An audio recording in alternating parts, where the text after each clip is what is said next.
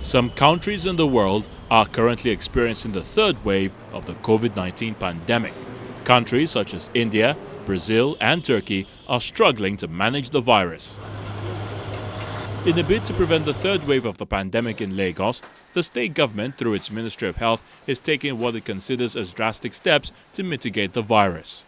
We are carrying out this strategy alongst 5 pillars.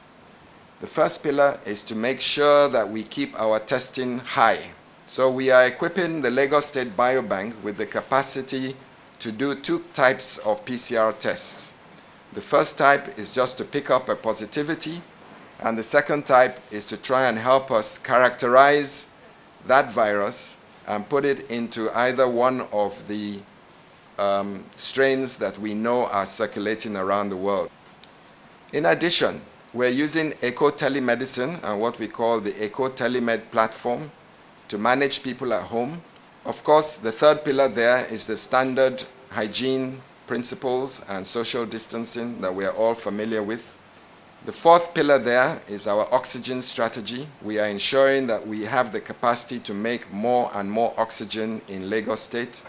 We have just installed 2 oxygen plants, and we're looking at a third and a fourth, just to make sure that should we go into a third wave, we will not be experiencing the scenes that we see on television in India, Brazil, and other countries. And finally, the vaccine strategy is important for us. Professor Akin Abayomi says Lagos has received additional 57,000 of the AstraZeneca vaccine from the federal government for the vaccination of more residents to keep them safe from the virus. An additional consignment of 57,000 doses extra of AstraZeneca.